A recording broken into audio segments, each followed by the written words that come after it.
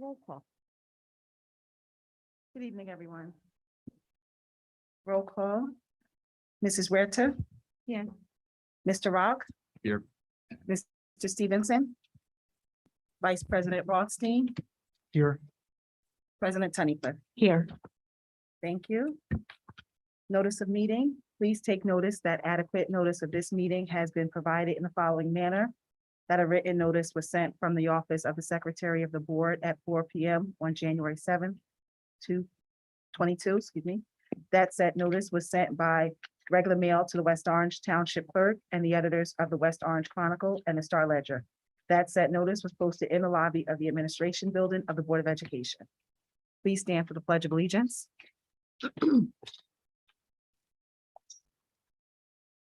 I pledge allegiance to the flag of the United States of America and to the republic for which it stands, one nation, under God, indivisible, with liberty and justice for all.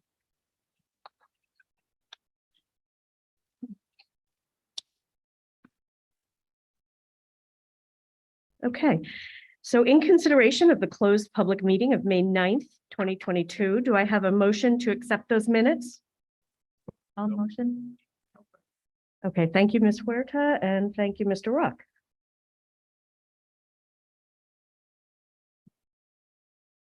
Okay, any questions or comments on the minutes? Nope. Okay, would you kindly take the roll call? Thank you. Mrs. Huerta. Yes. Mr. Rock. Yes. Vice President Rothstein. Yes. President Tunnicliffe. Yes. Thank you. Thank you. Good evening. So, Bahram, would you like to give your student liaison report to us? I'd love to. So this past Tuesday, students at Liberty Middle School performed in front of parents and community members in their spring concert. The students worked hard to prep for their concert, and it's wonderful to see all their hard work pay off. On Wednesday, there were two events happening in West Orange schools. The students at Addison Middle School also performed in their spring concert. They as well were able to perform at the annual spring concert, and the pieces they worked on for the past few months have come to fruition. Along with the Edison concert, West Orange High School's Mountaineer Squadron held their annual dining out. The dining out is a military dinner where cadets are honored for their efforts over the past year. Along with cadets being honored with national awards, senior students were also given scholarships ranging from $500 up to $2,000. We'd like to thank West Orange's very own VFW Post, the United States Military Academy, the Unico Foundation, and the Morgan Foundation for their generous contributions. This Thursday, West Orange High School's senior prom is being held this week at Birchwood Manor, and the students are very excited for this event. I as well. We also had clubs represent West Orange High School this past Saturday with members from the Unity Club, BSU, and student government showing up at the Love and Unity Fest this past Friday. Students informed town members about their role in school as well as their mission of each club. Thank you. Great, thanks so much. Appreciate the report. And Dr. Schoen, would you begin by sharing your superintendent's report? I would be more than happy to. Good evening, everyone. It is so wonderful to see all of you here this evening, and even more wonderful to see children with us tonight. It's what we're about, which is wonderful. We have two presentations this evening. We're going to start off with Asian American Pacific Islander Heritage Month. As you all know, is observed in the United States during the month of May and recognizes the contribution and influence of Asian Americans and Pacific Islander Americans to the history, culture, and achievements of the United States. On May 15th, the community was invited to attend a celebration for AAPI Heritage Month, which was held at West Orange High School. This evening, we are delighted to share the performances for this purpose. Please welcome Ms. Fanny Jen Jarvis along with our students. Ms. Jen Jarvis. No. Lauren said we had to move. Should we move at this point, Lauren? Yes.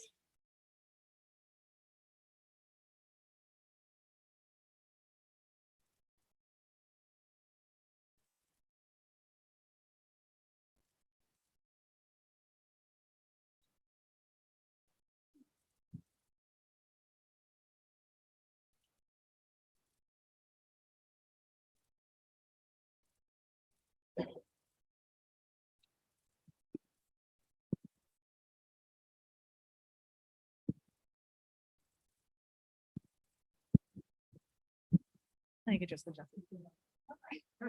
adjust to my height. Yeah, always. Right. Good evening, everyone. So wonderful to see so many people here this evening. Thank you on behalf of United Asian Voices for welcoming us this evening to present in honor of Asian American and Pacific Islander Heritage Month. Some of you may know me.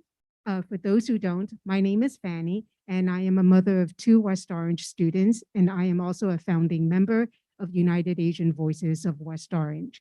We formed last year in response to the resurgence of anti-Asian violence across the country. We formed in part to raise awareness of West Orange's diverse Asian community, because hate has no home here and because we must all work together to stop it. Right?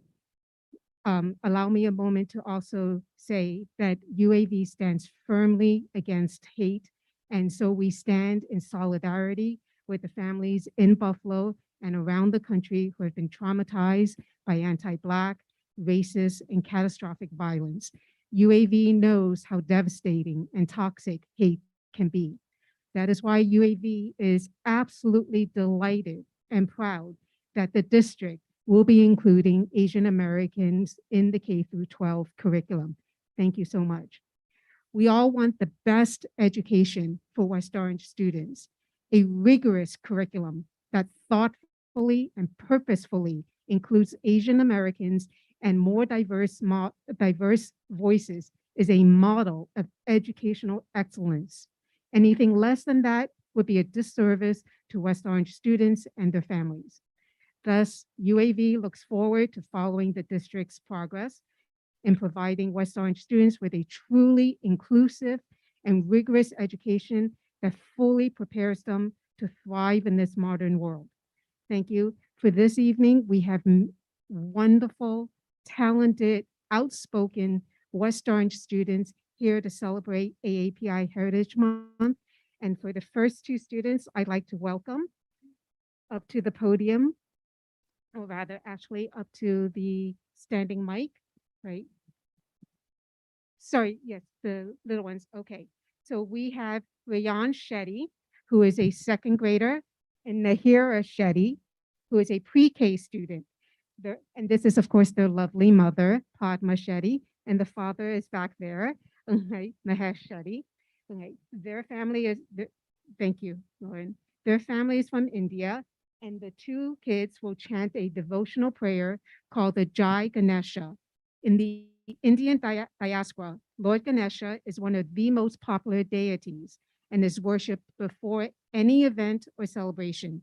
The prayer requests the Lord to remove all obstacles in life and to bring peace, prosperity, and fortune. Okay, just give me one moment. We'll take the mic down.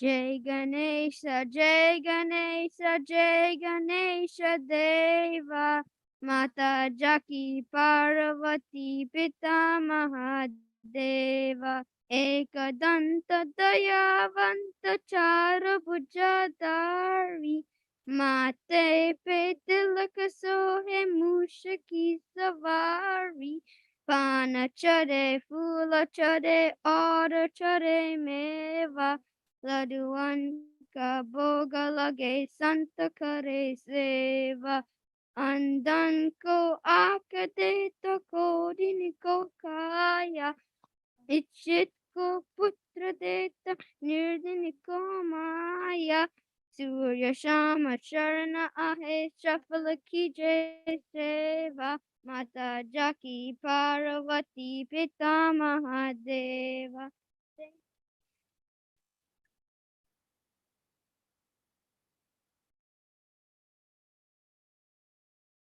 Now, I would like to introduce the next student.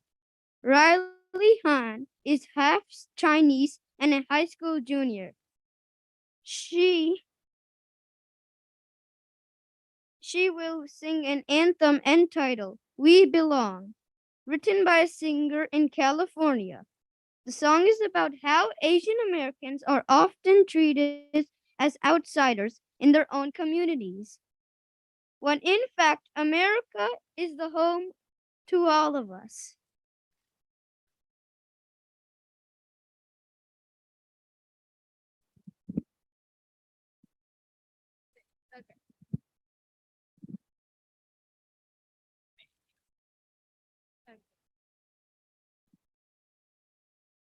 Hi.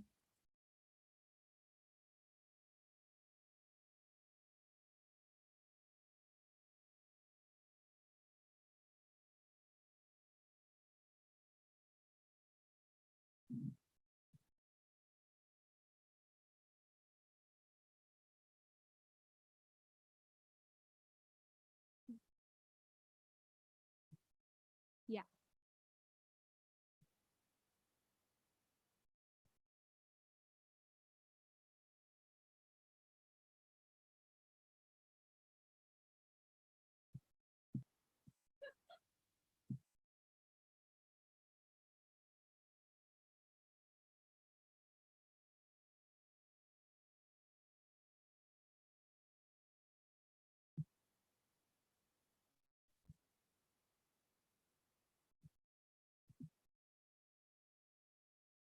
Oh, good.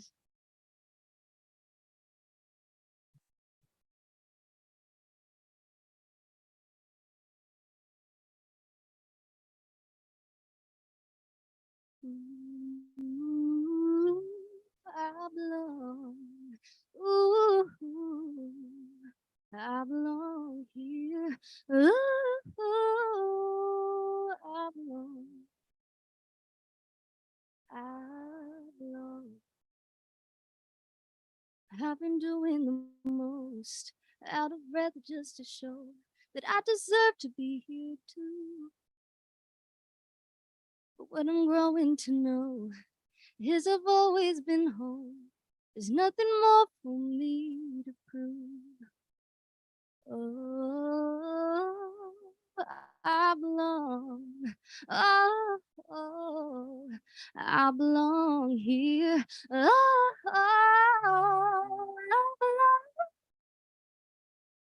I belong.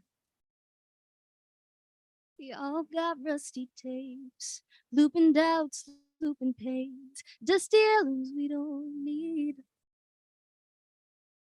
But we got what it takes for the cycle to break. Revolution lives in me. Oh, I belong. Oh, I belong here. Oh,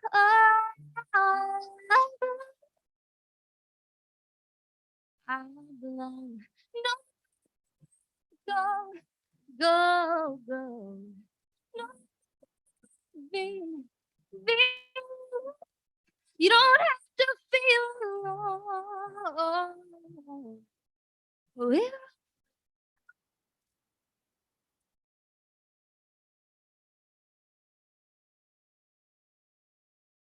thank you.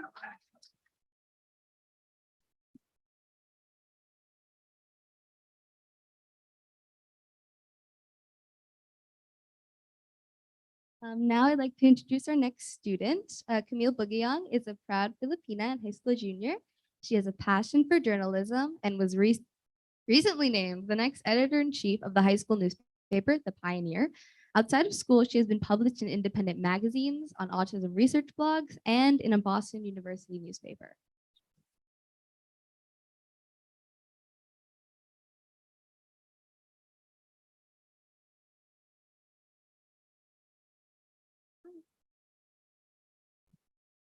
The question, can you speak another language, is a difficult one to answer. I was born here in New Jersey to Filipino parents who immigrated to this country in their teenage years. I grew up in a house where everyone's primary language was Tagalog, with two elders that spoke broken English. My first word was gatas, which means milk in Tagalog. And for the first years of my life, my native language came easily to me. I was proud that I could communicate with the people that looked like me and the ones who didn't. However, when I started kindergarten here in West Orange, my parents stopped speaking Tagalog to me in an effort to diminish my fluency, not out of any ill intent, but from the parental urge to keep me safe from the bullying that comes with being different from others. Even though they knew we lived in a diverse town, they still felt uncomfortable sending me to a school that was not as welcoming to the Asian American community as they would have liked. Eventually, I lost most of my Tagalog speaking skills, and to this day, I feel a sense of shame over not being able to have such an important aspect of my heritage. It breaks my heart to not be able to talk with my relatives who cannot understand English. My hope for New Jersey's passing of the AAPI curriculum mandate is that Asian American families can feel comfortable enough to allow their children to embrace the parts of them that make them truly unique. As a journalism student, one of the things I value the most is the whole truth. The current education curriculum leaves out important aspects of Filipino Americans' contributions to American history. As a current AP United States history student, I did not know the Filipino sailors arrived in California in 1587. One of the most advanced history courses offered in West Orange High School failed to share the whole truth of American history. If my parents had felt that schools were more inclusive of Asians, I think I would be able to say, yes, I can speak Tagalog. But for now, my answer is no, but I'm trying to relearn how to. Thank you.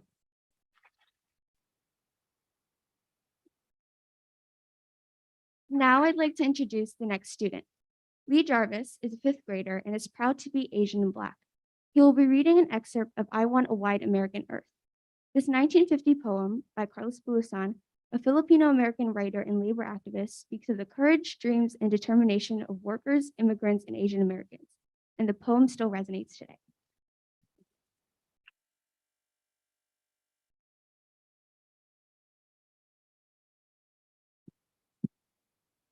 Hello, good evening. We are the creators of a flowering race. I say, I want the wide American earth. I say to you too, share of my delights and thoughts. I say this deathless truth and more. For look, watch, listen. With a stroke of my hand, I open the dawn of a new world. All for you, lift up the beautiful horizon of a new life. All for you, comrade and my love. See, the magnificent towers of our future is afire with truth, and growing with the feel of my heart, and unfolding, and flowering, in the bright new sun of our world. All for you, comrade and my wife. And see, I cry, I weep with joy, and my tears are the tears of my people. Before the brave, before the proud builders and workers, I say, I want the wide American earth.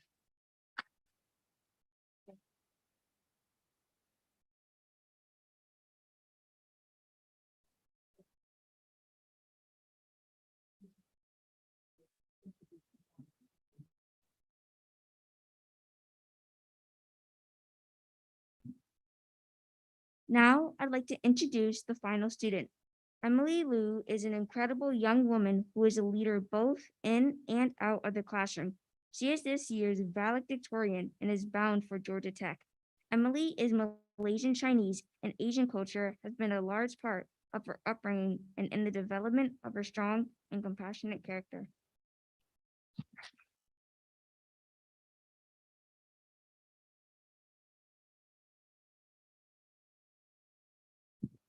Good evening, and thank you for that lovely introduction. Growing up, my Asian culture and background were of great importance to me. My parents both immigrated from Malaysia when they were starting college, and they raised me in a Cantonese household. It was through gathering with my family on Chinese New Year and sharing dishes over dim sum that I realized the importance of consideration and family. Even with my deep love and purposeful learning of Asian culture, the first time I had heard of and celebrated AAPI month was last year during the pandemic. We signed on to our virtual Chinese class, as was routine at the time. Upon joining, I found out that the center of today's lesson was something called AAPI Heritage Month. On the first page was a set of do now questions to answer as the class was settling in. The first was, do you know what AAPI stands for? I did not. The rest of the questions were mostly smooth sailing until we got to the final one. Name 2 significant events in Asian American history. My mind drew a blank. How could I name 2 when I couldn't even think of one? Throughout my 13 years in the West Orange School District, the emphasis on Asian American history in classes has been minimal to none. Even clear parallels, such as the Japanese internment camps in America and concentration camps in Germany, were simply glazed over. From young Emily's perspective of growing up without an inclusive curriculum, it seemed like Asian Americans have done nothing for the country during all the years we've settled, which is far from the truth. I'm so excited that our district supports the implementation of Asian American history into our curricula. And I hope that children of AAPI heritage and all students in the coming years will feel included and not made to feel inferior in any way. Thank you. And on the behalf of the students and UAV, I'd like to thank you for your continued support and time. Have a wonderful evening.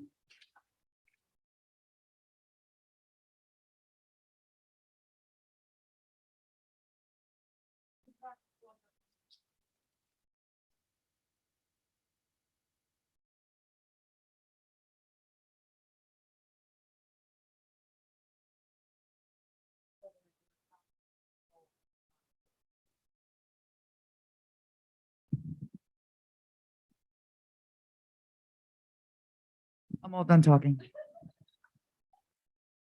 I just want to thank everyone very much. What I was just saying is the talent of our children, young, middle-aged, on their way to Georgia Tech, just simply amazing. And the way that this was laid out as a celebration in the month that this is taking place is really amazing. Thank you for taking time out, all of you.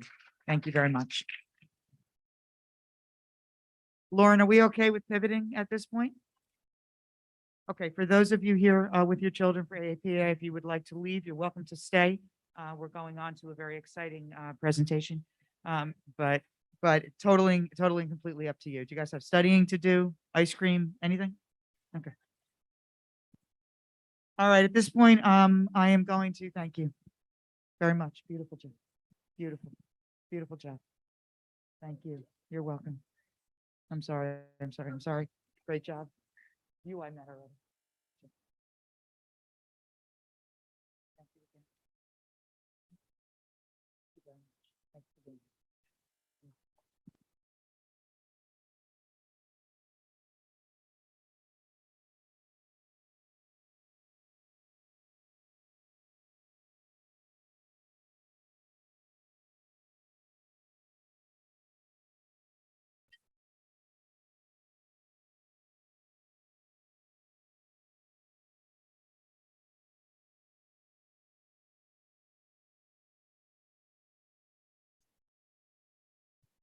May I introduce?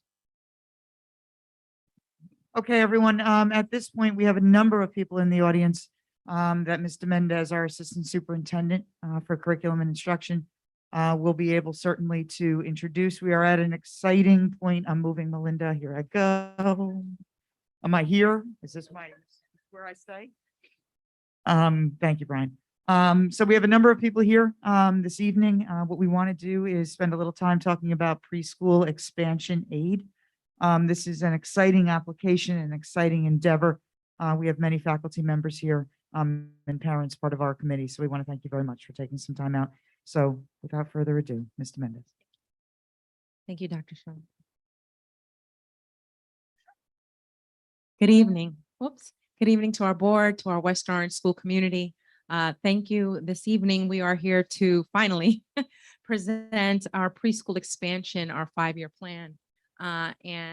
We're very excited to be here. We're very excited at this opportunity. We're very excited at the embrace that we're receiving from the community as we move forward toward this goal of offering preschool to all of our students who are 3- and 4-year-old over the next 5 years. I'd like to begin by thanking the board for your support, absolutely, and for just motivating us to do the right thing. Specifically, Dr. Schoen, who has led us through some very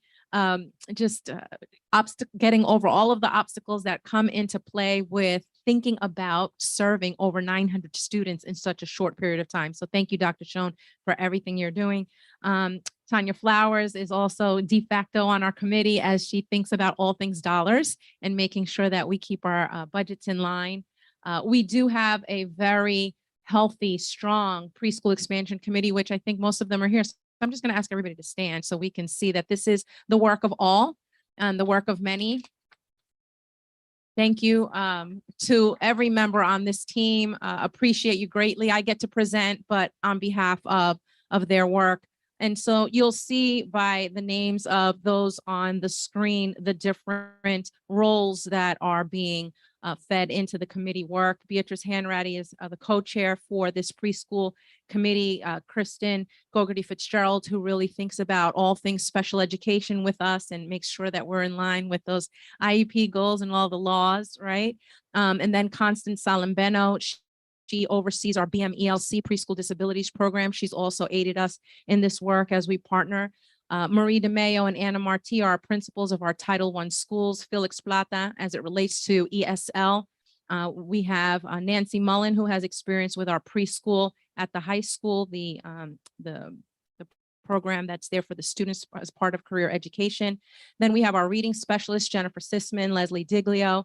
We have our teachers, Jennifer Catalano, Miriam Cargo Jackson, Teresita Bradley. We have our parent and PTA director for a preschool in Passaic, Sudana Miller. And then we have Mike Semino, who's helping us walk through all of our preschool facilities and make sure that we're meeting all of those requirements. And Michelle Martino, who's our acting supervisor of grants and testing and everything else. And I couldn't fit the title on the slide, but thank you to everyone who is helping us. And of course, to our private preschool providers, this is a partnership. And so then while we are a public school district, our private preschool providers are instrumental in making this happen. We understand that we don't have the space in our buildings to offer a preschool in our current building. So West Orange Community House, Mr. Paul Cito, who's here this evening. Mr. Cito, right? Hi, how are you? Would you stand up for us, Mr. Cito? We'd just like to welcome you and to thank you ahead of time for everything that we're going to do together. Montclair Child Development Center, Ms. Rosalind Terry, Primrose of West Orange, Rocco Varma, Love to Learn, Early Childhood Academy, Mr. Cameron Dupree is here as well. Would you like to stand? Thank you for coming and thank you for partnering with us and the investments that everyone is making in the community to make this happen. First Mountain Preschool, Susan McCartney, and Valley Settlement House, Marcina Fox. So you'll be hearing more about their involvement. Oh, are you there? You're there, yay. Welcome, welcome. And then we do have some of our preschool providers who weren't able to make it, but they're watching online and they're certainly involved. So thank you to all. And so then this evening, our main goal is really to talk to you about our aim. And our aim is to offer preschool to all of our 3- and 4-year-old residents over the next 5 years, 90% of those residents, through a preschool expansion aid that we will be applying for in August of 2022, should the board approve that this evening. And when we're thinking about our preschool expansion plan, it is a general education plan because the current model in the district is a preschool disabilities program. And so tonight, I just want to make the distinction that this evening, we're speaking specifically to preschool expansion for all general education students, independently of what's also taking place in the district, which is the Betty Madalena preschool disabilities program and some expansion efforts there, right? Those are two separate initiatives. Today, I'd like to specifically only speak to preschool expansion as it relates to general education for all students, okay? And so then at Betty Madalena, we do have, although it is a preschool disabilities program, we have 2 inclusion classrooms with 16 general education students. Our goal is over the next 5 years to expand from serving 16 students to 866. Nice, right? If we can do this for our families, if we can provide preschool education, yeah, I think we want to clap for that one, right? If we can provide preschool.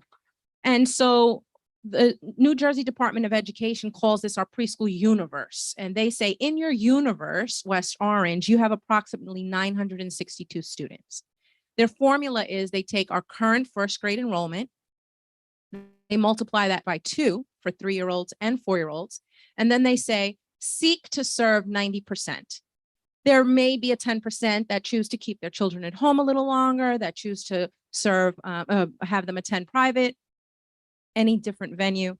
So seek to serve 90%, and that's where we're getting that 866 number. Now, this number is a projection. It's a fictitious number, right? It's a projection. It's out there. They're saying this is approximately what you have in your community given your consistent first grade enrollment.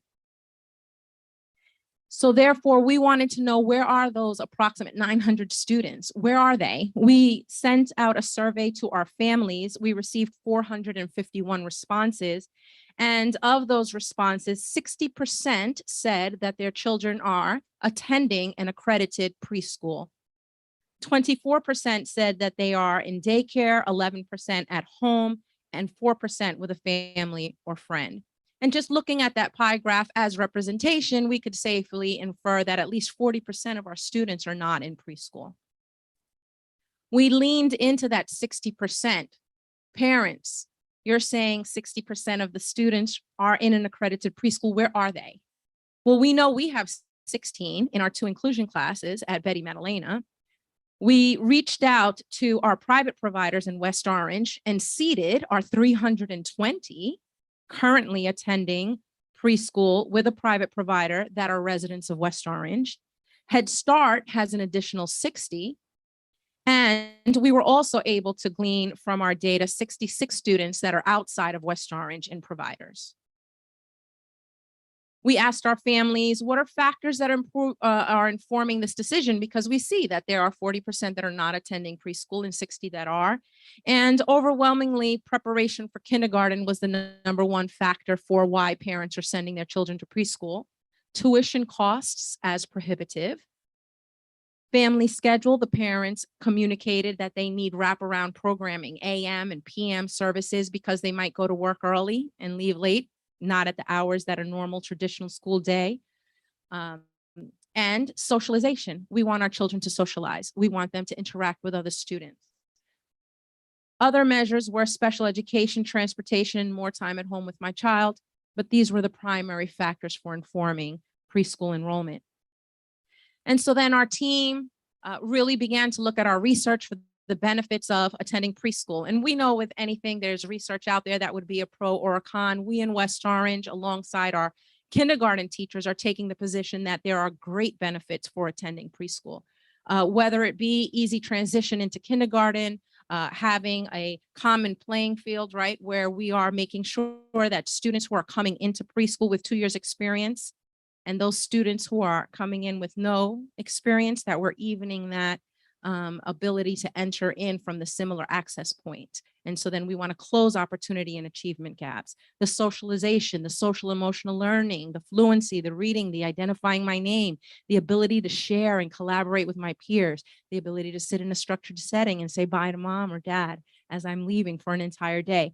These are all things that will aid our students. And so then our team created 2 primary objectives. The first being to make early childhood education accessible to all West Orange students by ensuring affordability to our parents who may not be able to pay that $1,500 to $2,200 a month tuition, and provide financial relief to the parents who are paying for it, put the money back in the pocket, right? And provide that access to wraparound program. And our second objective similarly is to ensure that all students enter kindergarten with a high quality early childhood experience. So again, we've talked about the socialization, the social emotional learning, closing those achievement gaps, and even potentially decreasing the number of early intervention referrals, kindergarten retentions, and students who have to seek academic intervention because they entered with an achievement gap. So how are we going to pay for this? Is this going to come out of my tax dollar? Is the school budget going to increase? No, and no. We have state aid. And so then here we would like to apply for the state aid that is eligible, that is can be awarded to West Orange. We are eligible for state aid. And I want to clarify that this is state aid and not a grant. A grant would suppose that it would finish over time. We would have just a small amount of time, a year or 2, and then the grant finishes and the district would have to pick that up. This is aid. So this dollar amount, this funding source would be added to our state aid numbers yearly, and it's in perpetuity, so it doesn't stop. As long as we receive state aid and we're a public school, we'll continue to receive the state aid for preschool. There are requirements for the eligibility. Here are key requirements. There's about a 150-page document with all of the requirements, but here are the key ones. And so then in order for us to apply, we need to make sure that the preschool access is free, no cost to any of our parents. It must be a mixed delivery model. That means we must have district classrooms classrooms with private providers and classrooms with our Head Start providers. It comes along with required staffing, which on our board agenda, you see some job descriptions. They're going to start to come in as we move closer to throughout the process. We all have to implement the same curriculum and assessments, whether we are a district program or a private provider program. Our preschool classrooms must meet the facility requirements of 950 square feet or 750 square feet of instructional space, and the preschool fitted bathrooms and the ADA accessibility. And we must provide transportation to parents who live greater than 2 miles away from the school that they're attending. This is the expenditure. This is how much the aid will give the district for each preschool student each year that they are enrolled. So the district will receive the $14,252 per student per year. Our private providers would receive $16,019, and Head Start, because they are also federally funded and they would have two funding sources, would receive $8,851 per student per year. And we would make our budget out of these per pupil expenditures to include all of the things necessary to open the preschool, and that's how that would be funded. And so then here are our application timelines. And if you read them and zone into the first week of August, that's when we can apply. We're not permitted to apply until it opens in August. The state will only tell us if we've been awarded the first week of September, and we are expected to open the fourth week of September.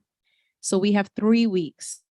And as you know, we can't possibly open up a preschool in 3 weeks. So our committee, those who have been named earlier here and many others across the district, we've been working since last year. We've been working, thinking about preschool. We've been writing this preschool application all year long. And we have also been putting everything in place with the hopes and the anticipation that as soon as they say, yes, you are awarded, we can flip the switch and make everything happen, as if it were so easy, right? But we have everything in place. We're moving toward that end to make sure that we can accomplish this goal. So what's the plan? Here we're going to talk about the next 5 years. I'd like to caveat all of this by saying if we get awarded. All right, so this will only happen if we get awarded. And also that these are tentative plans. These are our best commitment moving forward in the absence of having the actual award. So this is what we're planning on doing. And if this changes at all, then we would, of course, come back and share. So in year one, for the upcoming 2022-23 school year in September, we're looking to open 13 classrooms, which is 195 students. Here you will see our mixed delivery model. You will see our district classes. You will see our private providers for year one, and you will see our Head Start commitment. And so then this mixed delivery model, what it does is it allows the state to see our commitment as a community, and it allows our application to be competitive. We actually get points for all of the things that we can accomplish together as a community. And so then as a district, we will seek to lease space at the community house in West Orange, 4 classrooms for 60 students. Private providers would be 2 additional classrooms with the West Orange Community House, and Primrose West Orange 4 additional classrooms. And then our Head Start provider, Montclair Child Development Center, for 3 classrooms, which is 45 students, for a total in year one of 195 students. Some of our providers are here today, and they're also with us online after this board meeting. Should the board vote to allow us to authorize us to apply, you will also authorize us to send out those commitment letters to say, yes, we would like to enter into this partnership with you for West Orange. Our year one considerations on how we would select the students that would enter into these classrooms for year one are our Title I schools, our Hazel and Washington school communities. And we would, for our district classes, begin with our 4-year-old students first. And that's to make sure that we can seat as many students as possible, beginning with our 4-year-old students. And in year one, we have committed to partner with our local West Orange providers only. Head Start we don't have a Head Start in town. And so then that's a part of the aid. So Head Start would be the exception. How would we select our students? So for our district classrooms, which are those 4 classrooms, 60 students, we'll begin with Hazel and Washington, 4-year-olds first.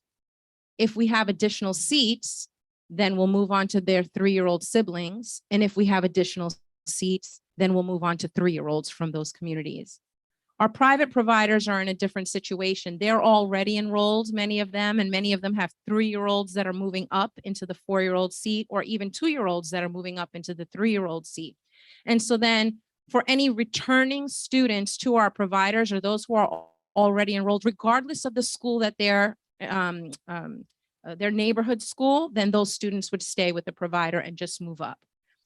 And then if there are additional seats, Hazel and Washington, 4-year-olds, 3-year-old siblings, and 3-year-olds, and we would follow the same pattern for year 1. When we think about our staffing, you will see our staffing for district and private providers is the same. Certified teachers, pre-K, and classroom aides. This is a requirement of the preschool expansion aid.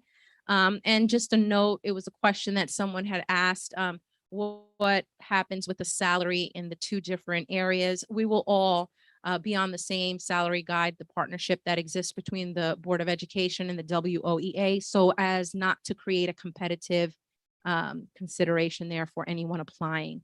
The 1 to 15 is the ratio in each classroom, and then there are shared staff that the preschool expansion aid requires to include the supervisor, a master teacher, a nurse, and a PERT, and that's that intervention and referral team. You have 3 weeks to open a program.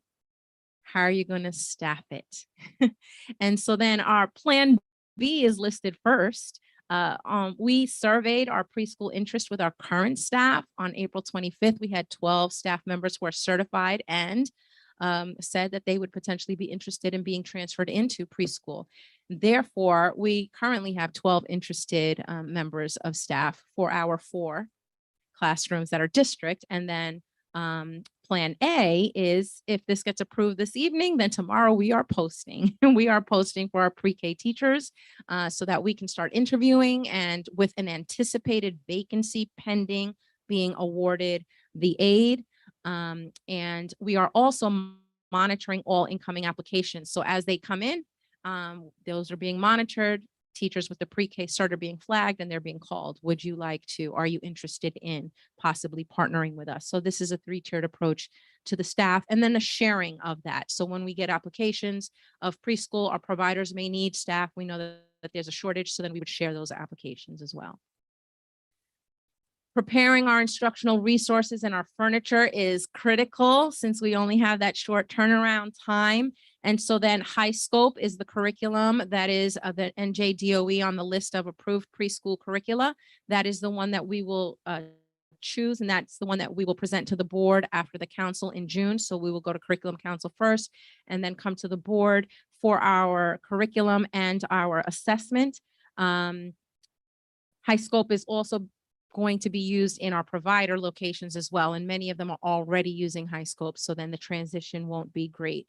We will seek to provide professional development the first week that we open. We are already attending our professional development for the assessment program for preschool via Grow New Jersey, and we've already reached out to Lakeshore Learning, who has our PO and says as soon as we get awarded, they'll be there the next day to set up, unpack, take the garbage out, and get us ready to go. All right. So again, grateful for the partnerships, grateful for everybody understanding this timeline is a very tricky one, but I think we will be good to go. Of all of these things, I think the biggest challenge is the bus driver shortage. We are required to provide transportation to our preschool families that live over 2 miles away from the school. These are the anticipations around the school buses. This is not covered in the preschool expansion aid, but we have put year 1 in the ESSER 3 grant. After year 1, we will just submit our enrollment and it will be part of our transportation aid. But for year 1, we have put it into the ESSER 3 grant. We are exploring the idea of this bus driver shortage. We're hoping that we have the bus drivers that we need in September. Should we not, we're exploring the ability to get a waiver in order to perhaps stipend our parents who, if we're not able to provide them with the transportation. However, it's important to know that most of the parents live, we've dropped the pins on the Google map, and most of them live within the 2 mile radius. And also most of them attend that wraparound service. And so then they're not seeking transportation. So we'll only know that number once we get through registration. For year 2, we're looking at 34 classrooms and a potential of 510 students. And so again, mixed delivery, you see, we would be leasing an additional 2 classrooms at Valley Settlement House. Our partnership with Head Start would continue and expand with 2 additional classrooms at the Orange location. And then we have our private providers, First Mountain Preschool, 1 classroom, Valley Settlement for 2 classrooms, Love to Learn for 7 classrooms, and Primrose of West Orange for 20 classrooms. I want to pause here. I put an asterisk here because 20 is a lot, and 20 is a lot in year 2. And so then after we open in year 1 in September, by November, we have to have that plan in place. And very well, it may be that the state says 20 is a lot. Think about dividing this over 2 years, and then we would consider that as a 2 or 3-year plan. So we'll just have to measure our ability to open and open well before we make that decision. But we want to make a measured one because we want everyone to have a very good experience with the opening of preschool.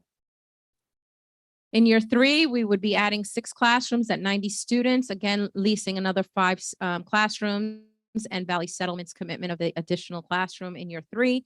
And then in years 4 and 5, our final 5 classrooms for 71 students. At this point, I think we would really need to look at leasing space, acquiring a building, or continuing our partnerships and expanding them. I do want to clarify here, based on some of our parent questions, will you be placing preschool into the buildings and increasing our class size when we're already short on space? And the answer to that is no. This will all be done in the community via leasing space or via our partnerships. We do not have the capacity in our classroom, in our schools, to add classrooms. So this should not impact our current school classrooms or class size. We would follow the same protocol, returning students, 4-year-olds, 3-year-olds with highest needs, and siblings.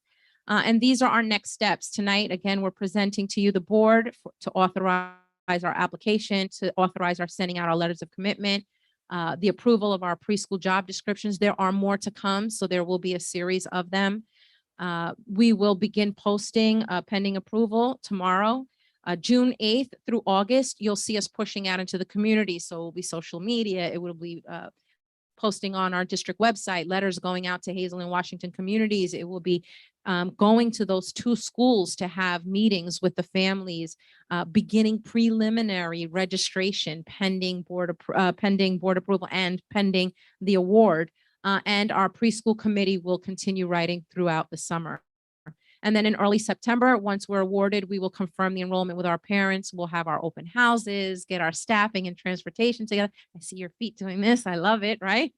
Start our professional development and plan to begin the 4th week of September. So this is our plan. And that's our presentation for this evening. Thank you for listening, and we will be able to take any questions you might have.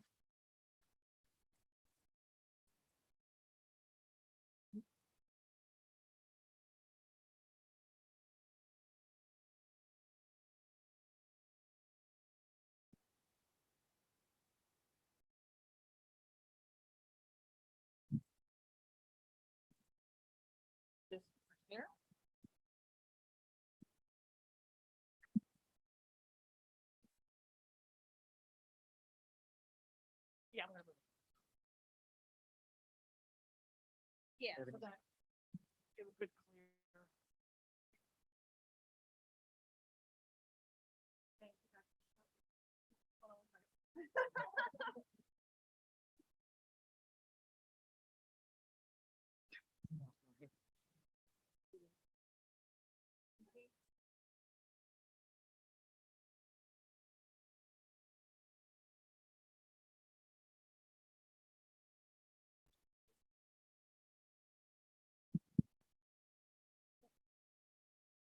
Great, thank you. And thank you, Dr. Schoen and Ms. Mendez, for the wonderful presentation. I think at this point, we would like to take some questions from the community, as I'm sure there's some. So if you would like to come up to the lectern and You have 3 minutes to ask your question, and then we will respond afterwards, right? Please don't forget to state your name and address for the record. Thank you so much.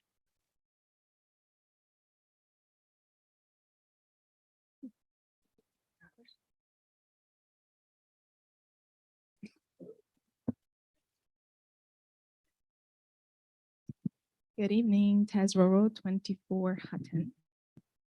Thank you everyone for being here. I first want to say that I am really glad that I made it at least for a part of the AAPI presentation. It was very touching, and as someone who also has dual cultures, a lot of what the students spoke with resonated with me. So thank you. I know most of them are not here, but I do want to recognize that.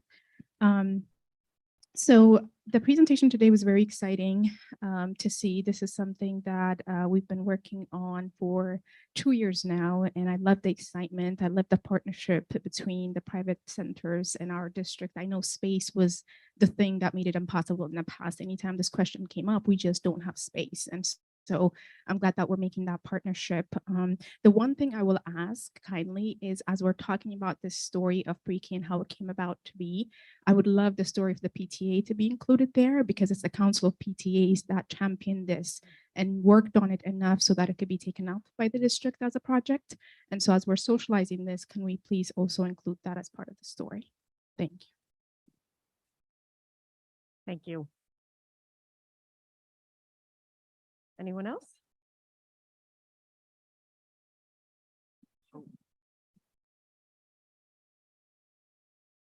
This is the session for specific questions about the presentation. Oh, excellent, excellent. Because I have some very specific comments about the presentation, and it was a lovely presentation. The kids did an excellent job, but Will you please state your name and address for the record? Hassan Abdul Sabor, yes.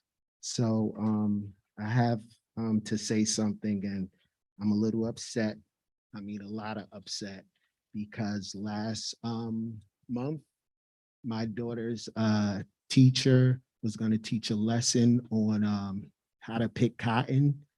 And I think it was, I'm glad the kids did that, because it was very symbolic that the, I think it's the interim superintendent, after they were done and clapped, they were ushered right out and swept under the rug. And that's kind of what we do with everything around here. I've been in town probably since 2004. I've had kids at Redwood, Edison, the high school, and I've dealt with this racism in this school system for entirely too long. And to have my daughter's teacher give her a lesson on picking cotton, and for you to think that that's okay in 2022, and for you to say, oh yeah, we addressed the email and we said, you know, she would never do it again. It's just symbolic and systemic of what's been going on in West Orange forever. At Redwood, I had the principal had a Trump sticker on. In Liberty, the vice principal said my daughter gave her a dirty look and she was going to call the cops on her. This is just a problem that we've been sweeping under the rug, and due to this town's diversity and lack of diversity in leadership. And this is not on Hayden Moore, not on the principal. It's not on the principal. It's actually on the administration, and it's on the superintendent. She never addressed it. You never said one thing about it. You just said it's over. And I remember one time at Redwood, I forget the kid's name, but a child was tragically killed. I think it was a car accident. They called a half a day of school. The next day, counselors were in, everything, because my daughter said, I went to the counselor. This was years ago. But now, when something traumatic happens to young Black children with microaggressions and racism, because I'm gonna call it what it is, it's nothing else. It's racism and microaggressions. But anybody to think in 2022 that you could stand up there and teach kids about this, I'm sick of it. So you're gonna hear about it at every meeting, because I have to talk about it at the dinner table every night. This is not this way because it is. I gotta talk my kids off of ledges. They see it and they have to deal with it. So you're gonna have to deal with it. I'm not sitting up in here. I'm not happy. I'm not quiet. That's not me. This is the first time since 2004 I ever had to speak at it. Because this probably is the most egregious, overt act of racism that I've encountered since I've been here. And I'm telling you, my son actually was called the N-word back in 2008 when he went to Edison. And they suspended him in-school suspension. Almost had to turn the school over because they tried to give him an in-school suspension because he called the girl a loser after she said that to him. So it's something that I'm gonna say. I'm gonna be here. I had a lot to say, but it's literally it's aggravating to over and over to see this crap all the time. This is trash. Sir, I'm gonna Yes. stop you. Your time is up. My time is up. Thank you. But Thank you will see me at the next meeting. Thanks.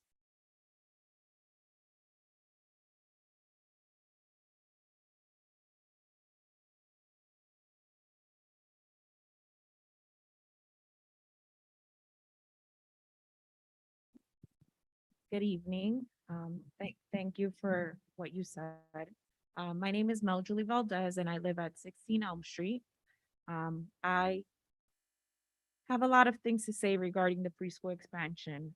Thank you for the presentation, but I feel that there's more information that's missing. There was a presentation that was made to the Washington school parents at our last our last PTA meeting, whereby Ebony Demendez and Dr. Schoen and other members who are here today spoke about the preschool disabled program and how we are getting a new trailer at Washington. So today's presentation neglected to show those slides. And I'm here as a concerned parent and as a concerned resident of this community regarding these trailers, this new trailer that's going to be built. What I would like to know is there's currently a trailer at Washington School, and I would like to know when was the last time that that trailer was tested for mold. The reason I bring this up is because I was told that the trailers at Gregory Redwood were demolished because there was mold that was found there. So now I'm very concerned that there are teachers and students there, and I'm concerned for their air quality. So I would like to know when was the last time that trailer was tested for mold, and where are those test results? Also, I would like to know how many preschool teachers and staff currently are hired for this academic year at the Betty Magdalena at Washington, and how many more preschool teachers and staff will be hired for Betty at Washington. I would also like to know, I was recently told last week that there was the idea that perhaps these preschool disabled children could be housed at Liberty Middle School. I would like to know why was that option taken away from, why was that option now taken away, and what was proposed was now this trailer at Washington. I think that there are more pertinent issues that need to be addressed at Washington, being that we are a Title I school. We are a very diverse community. Many of our students and families are Latino or Black, and there's also a linguistic barrier where many of our parents, English is not their first language. I also would like to know, why is it that the impetus is on building this new trailer when perhaps that money can go towards either leasing space elsewhere or finding space elsewhere around one of the other schools? Because I just think that it sends the very wrong message when you talk about diversity and inclusion and equity. And the idea is, let's build a new trailer to house these preschool disabled children. And those children are children from the district. It's not children who are necessarily Washington students or part of the Washington school community or the Hazel school community. They would be students that would be they're preschool disabled students from the whole community. So I would like my questions to be answered. And I have been asking questions about this since February, when I found out not one, but two trailers were being proposed. Thank you.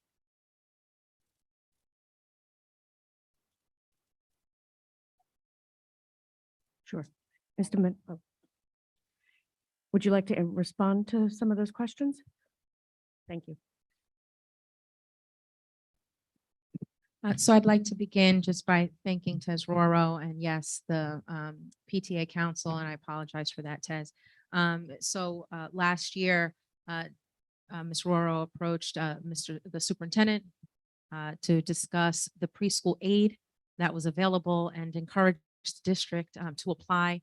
She provided, along with her team, all of the information that we needed to move forward. Yes, and the response at that time was no space, no space. And so Tez, along with the different members of that team, encouraged us to seek partnerships with our community, and we did that. And so then thank you for that, because out of those partnerships, we're able to move forward with that goal. So thank you. To Ms. Valdez and the questions around Betty Madalena. So Betty Madalena is a separate initiative. Betty Madalena is the preschool disabilities program that we currently have at 2 locations. So there is Betty Madalena at Life Church or at Northfield Avenue, and then there's Betty Madalena at Washington. We have 2 campuses currently, but it is one program. Annually, we make administrative decisions around how we keep together our special education programs and the services that we are able to provide. So for example, if there is an LLD program or if there's an autism program, we want to make sure that the student can stay at that location and move through that program because we offer it in one location. One of the priorities when we were thinking about the need to account for the increased enrollment in the preschool disabilities program, the increase in IEPs, was that we needed to continue to open classrooms at one of the 2 campuses. We have outgrown our campus at BMELC Northfield Avenue. Last year, we added 2 classrooms at Washington. There was space upstairs.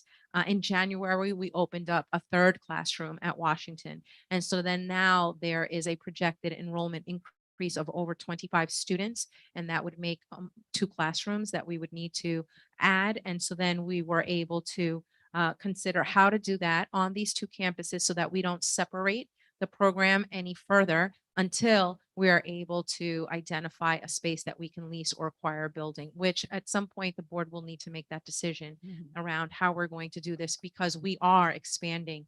The preschool disabilities program is growing exponentially. The need is great, and it will not be sustainable at Washington.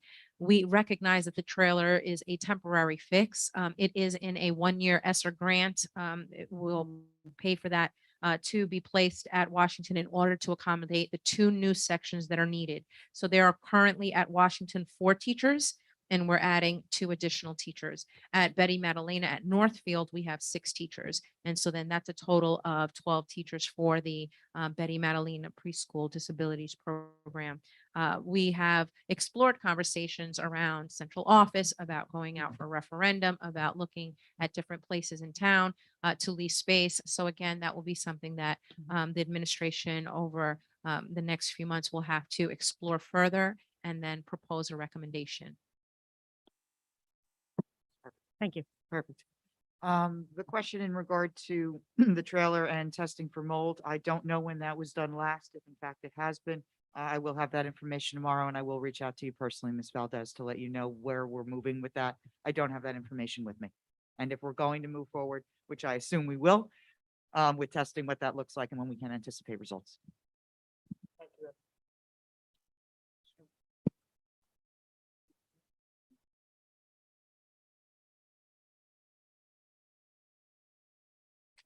Okay. If there are no more questions, we can, are there more questions?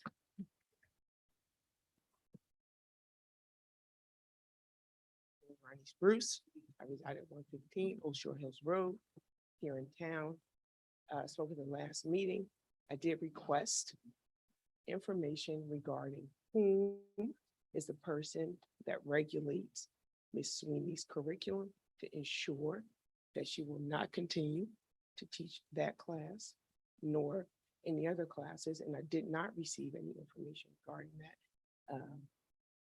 The superintendent has my email as well as Mr. Moore. I also asked for the policy regarding the curriculum in which she was allowed to teach that class. If you could please send that information to me, I greatly appreciate it. Okay, I'll talk to you soon. Thank you, I appreciate you.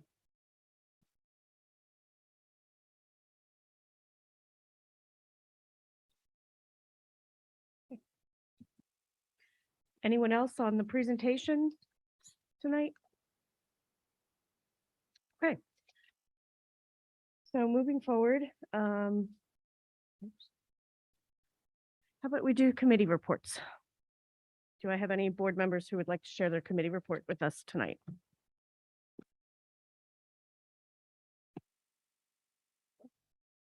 For the board liaison committee, we had to reschedule our last meeting. So our next meeting is scheduled for June 15th. We'll have a report after that. Okay, great. For PR committee, our next meeting is June 7th, so we will have a report at our next Board of Ed meeting. I did just want to say that the Love and Unity Festival was lovely. I spent a nice amount of money on my children over there. Mrs. Tanya Flowers actually participated in the bike ride, and so I was a little jealous of her for that. I was able to participate in the Haitian Flag Day flag raising at the town hall. This past I can't even remember the days anymore, but it was rescheduled because it was rained out last time. We will be having a Memorial Day observance next Monday in front of town hall. And we are looking forward to the scholarship dinner, West Orange High School scholarship dinner in honor of Mr. Hayden Moore. That's June 9th, and tickets are available if you'd like to participate. We're looking forward to that. And I have no further report. Thank you, Ms. Huerta. Vice President? Thank you so much. Before I say a word about the superintendent search, I just wanted to thank Mr. Mendez and the committee who put together that presentation, and you've all been working so hard on bringing preschool to West Orange. Just what an honor and an amazing time to be here to see that come to our community. So really grateful to you for all of your work and very excited to see what's coming our way. Thank you. With regards to the superintendent search, we're continuing to move forward and make progress, taking steps in this direction of securing a new superintendent for West Orange. The firm who we're working with has helped us to put together a survey to identify the qualities of the superintendent that we're looking for as a community. That survey will be available soon. It's not yet available, but it will be available soon, inviting the community to help select from qualities that we're looking for a new superintendent. It'll be available in 3 languages, English, Spanish, and Creole, and we'll invite members of the community, teachers, administrators, support staff, parents, students, community members at large to participate. It'll be up for a couple of weeks. The deadline will be June 13th by 8 a.m. So there will be a couple of weeks to participate in that. Again, it will be available soon via the district website, social media, letters going home with students, I believe, as well. So keep your eyes open for that. And we are really excited about these next steps that we're making and looking forward to give you more information as we move forward. Thank you. Thank you, Vice President Rothstein. Thank you to our board for their reports tonight. Just wanted to mention that anyone who's on the pre-K enrollment committee, just want to thank you for being here and for all your hard work over these last couple of weeks, especially our partners in the community who have signed up to be part of this. I just wanted to, I know everybody's a busy day tomorrow, so you're free to leave if you'd like to. You're welcome to stay, but I know you're all busy folks. So thank you for being here tonight and being part of this entrepreneurial venture of our school district. So thanks again for all your support, and we look forward to this partnership together. Yeah. And I do want to acknowledge the Council of PTA. I know is probably on the very first call that Ms. Roro had for that. And so I'm really excited to see this come to fruition and keeping my fingers crossed and toes crossed that we get this grant. So thank you for your efforts in bringing all this forward. We can, coming out of PTA, I know how important that role is. And I think this is really one of the most significant things I've seen done in our district by a PTA. So thank you for all your efforts too. So.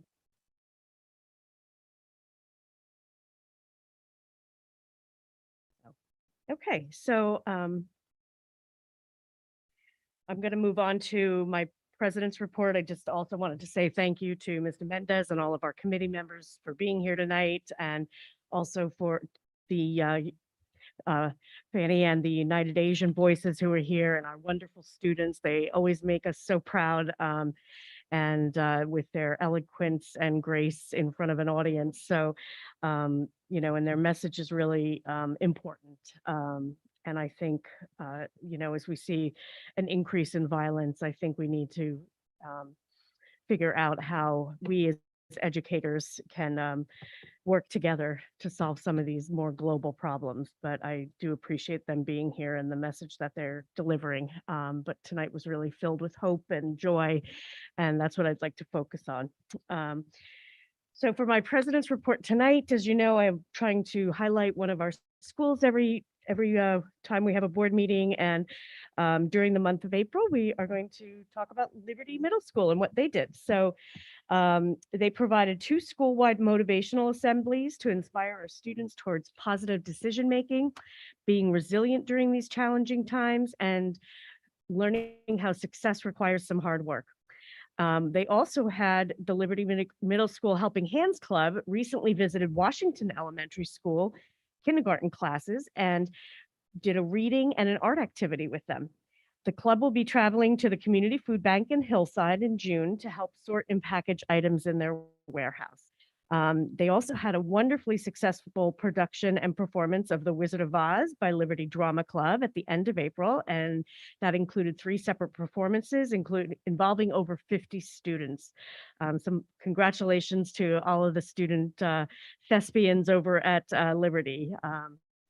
And also their spring interscholastic sports teams of baseball, softball, and track returned, and students were able to compete through an entire season, which is, wonderful given the last 2 years we've had. So just want to thank again our committee reports and our board members for delivering those.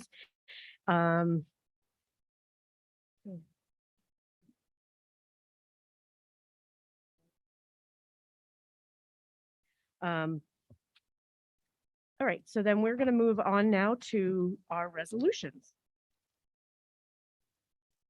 Okay. So may I have a motion to approve the personnel items A1 through A5? Thank you, Ms. Huerta. A second? Second. Thank you, Mr. Rock. Any discussion? Seeing none, Ms. Flowers, would you take the roll call? Mrs. Huerta, Yes. Mr. Rock, Yes. Vice President Rothstein, Yes. President Tunnicliffe. Yes. Thank you. Okay, and may I have a motion to approve the curriculum and instruction items B1 through B5? So moved. Thank you, Ms. Huerta, Second. and thank you, Mr. Rock. Any discussion on these items for curriculum and instruction? No? Okay, seeing none, Ms. Flowers? Mrs. Huerta, Yes. Mr. Rock, Yes. Vice President Rothstein, Yes. President Tunnicliffe. Yes. Thank you.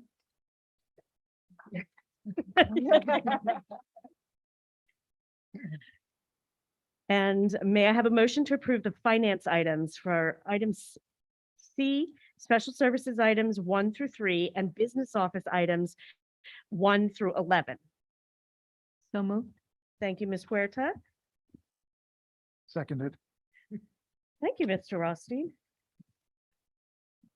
Appreciate that. Any discussion? Just a comment, if I may. Sure.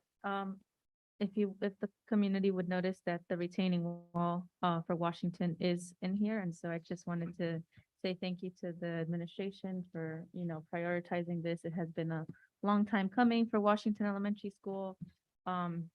Just thank you. You're welcome. We're glad we're able to get this done this year. So, Ms. Flowers, would you kindly take the roll call? Mrs. Huerta, Yes. Mr. Rock, Yes. Vice President Rothstein, Yes. President Tunnicliffe.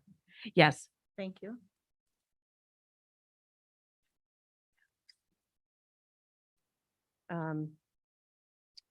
And I think I've been a little remiss because I realized we blew through the personnel and I forgot to acknowledge the retirees that are coming up this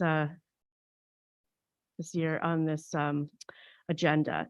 So we've had Anna Marty, who is our Hazel principal, who is retiring after 14 years in the district, and we're very excited for her to move on and certainly wish her well.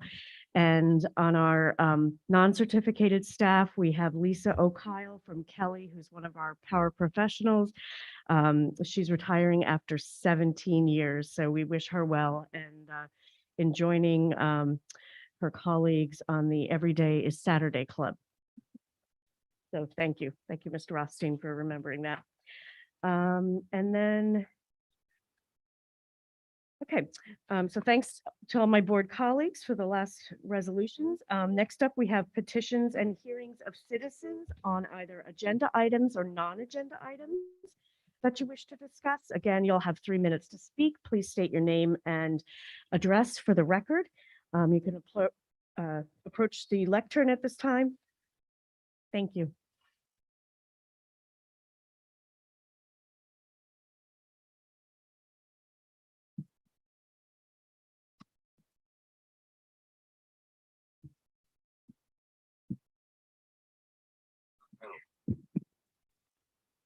Jason Jackson, 34 Sunnyside Road, West Orange, New Jersey. I'm a teacher here at West Orange High School, going on 5 years, been teaching and coaching since '98, so almost about 23 years. And I am here as a parent, but then also as a coach and educator here in this district. Approximately a month ago, my 8th grader had an incident at Liberty with 2 teachers, his honors science teacher and health teacher. I followed policy 9130, public complaints and grievances, where I addressed the principal and guidance counselor or school counselor directly to make sure that this was going to be addressed, and literally sat through the worst meeting ever. I was embarrassed as a parent and resident, as a teacher, that I sat across from another educator who is here to change the lives of these students, and the words and comments that came out of her mouth were beyond frustrating. On top of that, the administrator was not in the meeting and said to me before the meeting that he would not sit in because he did not want the teachers to feel like they were going to be disciplined.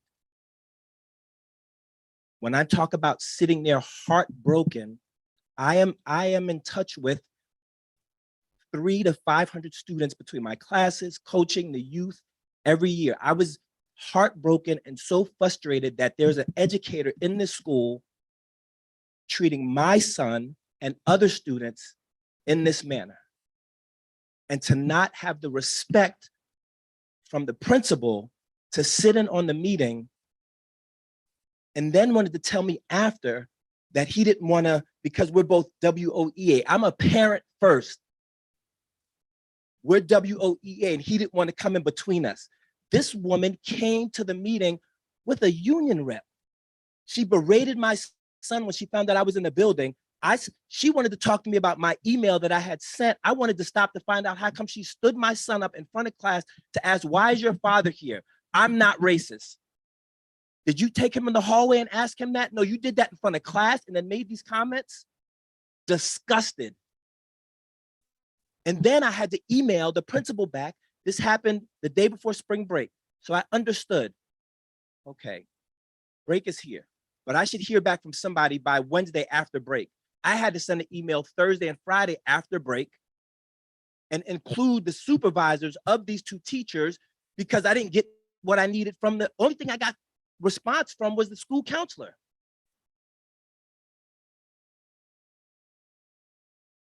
I have 3 children, 1 graduating this year, 2 more children in this district. What is happening, and you may have ears to the ground better than me, but what is happening is you have 2 different middle schools going on, and when they get here, you're going to have 2 different sets of students. We have a serious, serious problem. And whatever I can do to get involved to help, I want to help because I'm here. I'm paying taxes here in this town. I'm committed to the kids in this town. But for my son to have to come down to me walk out of class and come down while I'm getting ready to have a meeting about one thing and have to deal with something else and not have it dealt with properly is beyond frustrating. Thank you. Thank you.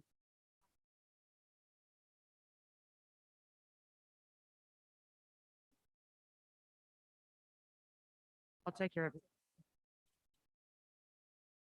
Thank you. Did you have the opportunity for us to talk?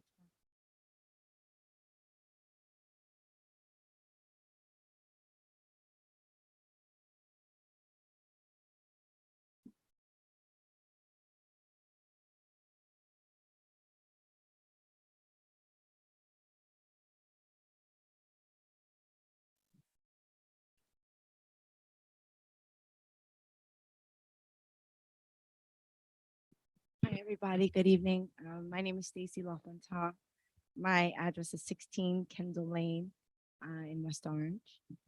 First of all, thank you so much for taking the time to listen to parents. After hearing some of the other comments, I'm not as prepared, I have to honestly say, but I knew I wanted to come because I have to advocate for my own son who is also at Liberty. I should probably share, I'm an educator myself. I loved hearing about the preschool initiative because I've been a director of a preschool for over a decade. I have one in South Orange.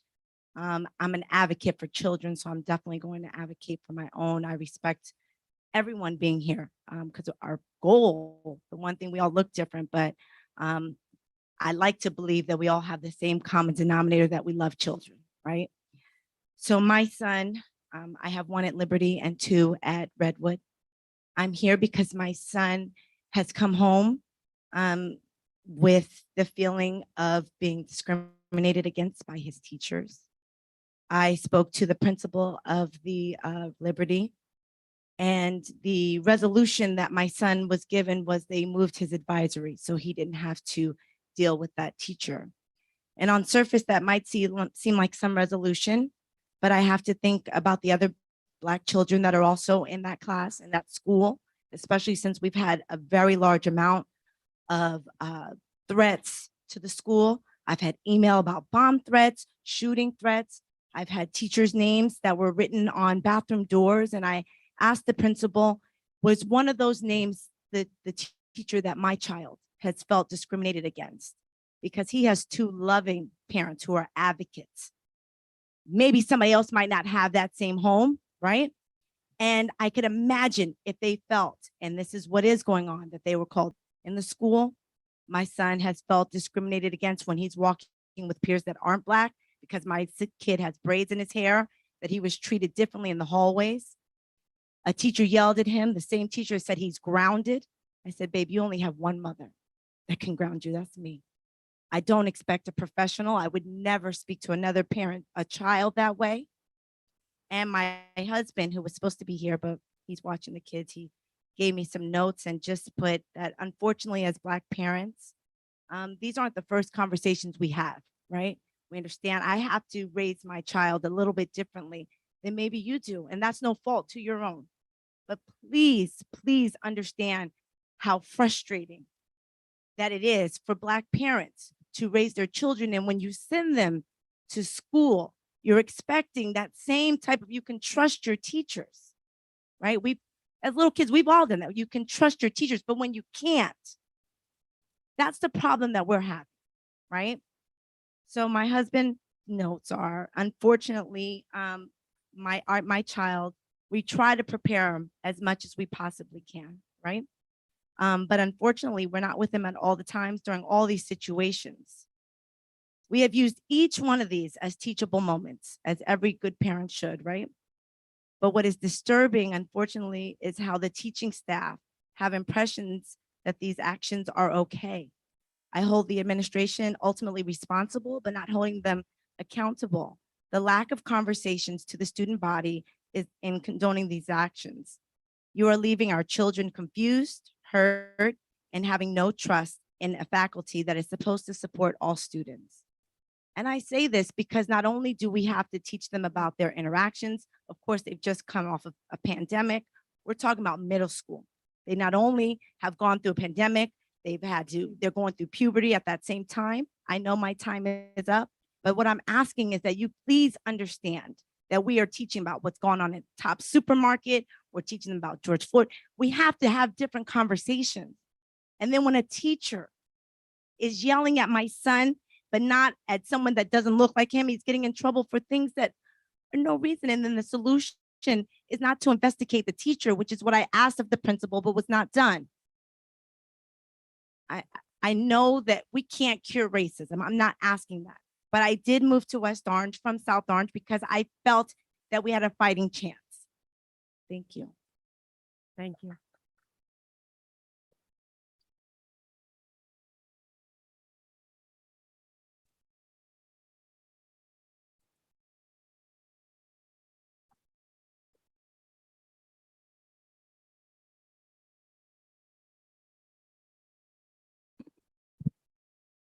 I don't think that any of us sat down this evening expecting to hear some of the comments that we did.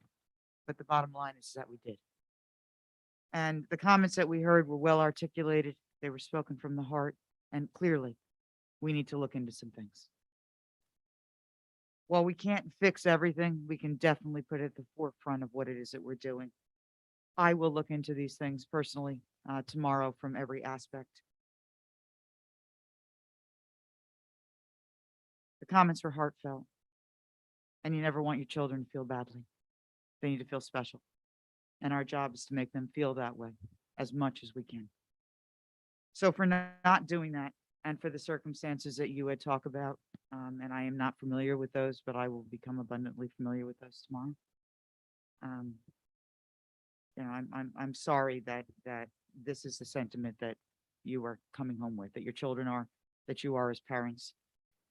West Orange really is a great place to be. And I hope that we can turn that around a little bit to make all of you as proud as you were when you first stepped foot in here, whether as a staff member or a parent. And as Mr. Jackson said, you are absolutely a parent first. Being an educator is wonderful, but your parents first. So let me look into this. I'll get my team together, but thank you for being so honest and so heartfelt, and to your husband as well. All of you. Thank you. Thank you. Okay. Well, thank you very much for everyone who is here and for all of your comments this evening. Our next regular board meeting will be held at 7:30 p.m. on June 6th, 2022. That meeting will be held right here in West Orange High School. Oh, actually, no, it's West Orange High School Auditorium next meeting because we will be having our parade of honors during that evening. We will not be going into executive session after this close of this meeting. There will be no further business discussed and no additional action will be taken. May I have a motion to adjourn the meeting? So moved. Thank you, Ms. Huerta. Second? Thank you, Mr. Roth. All in favor? Aye. Aye. Okay. Thank you for joining us tonight. This meeting is now adjourned.